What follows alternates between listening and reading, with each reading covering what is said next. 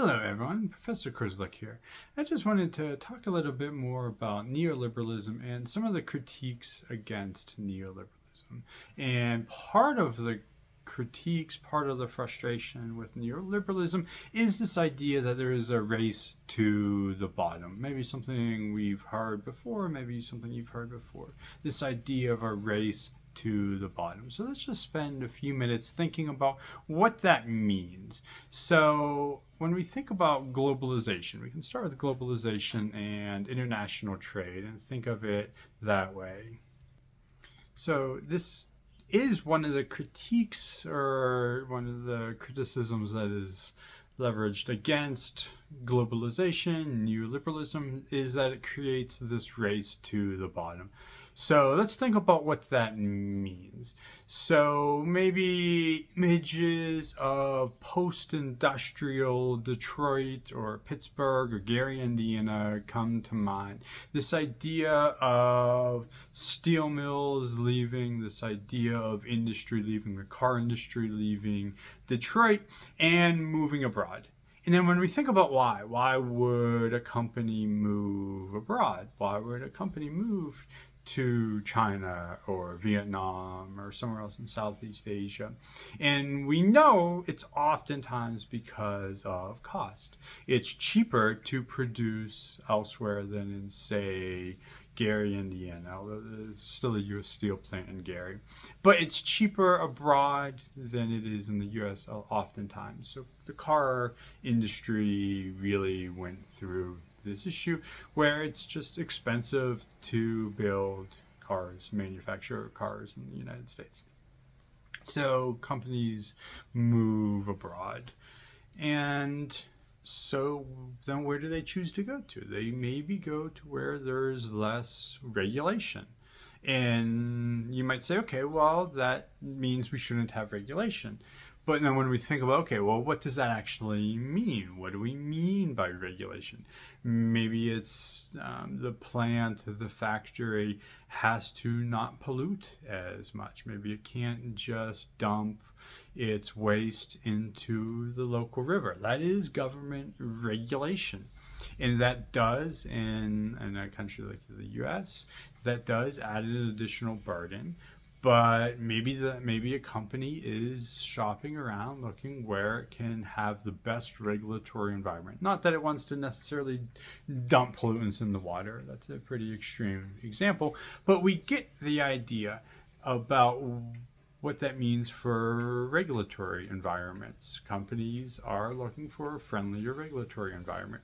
So if there's two developing states, two industrializing states, maybe they don't want to put a lot of regulation on industries because they're trying to attract that industry to come to their country. So then what does that do?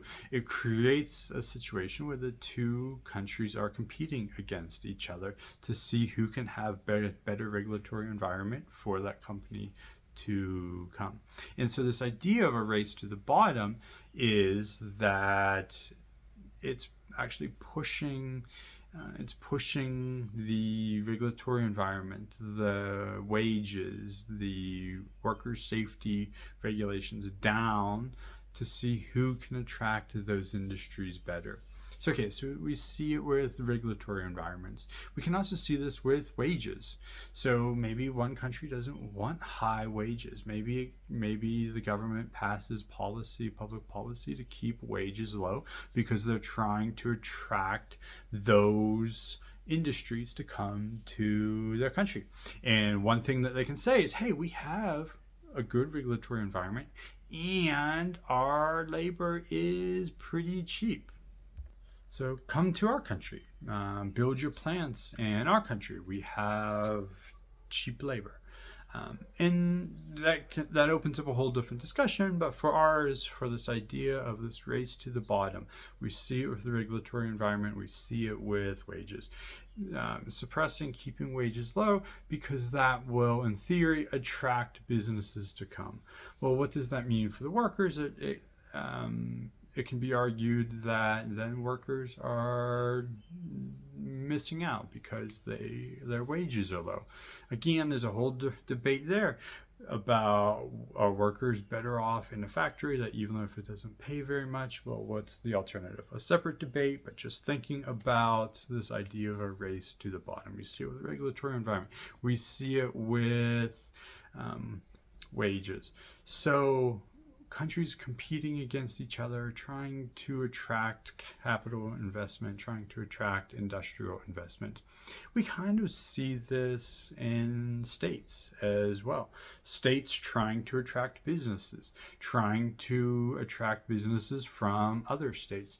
We hear this in the news. We see this in the news where Texas is trying to attract business from California, arguing that, hey, you can do it cheaper here in Texas. Maybe we'll have a friendlier regulatory environment, or we have friendlier labor laws that are friendlier towards business, trying to attract businesses from California or from New York, where maybe there's higher wages and greater regulatory burden.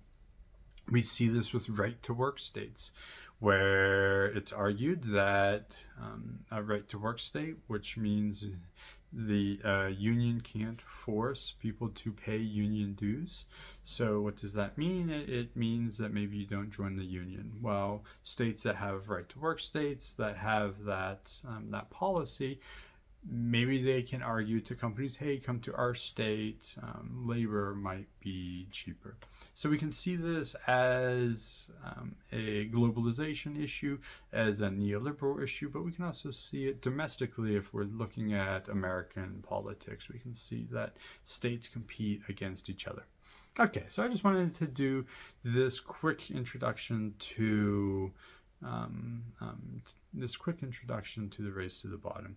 And the last thing I wanted to conclude with is we see regulatory environment, we see wages, and oftentimes there's this criticism about environmental issues, that through the race to the bottom, that maybe because of a less friendly regulatory environment, you then do not get as many environmental protections.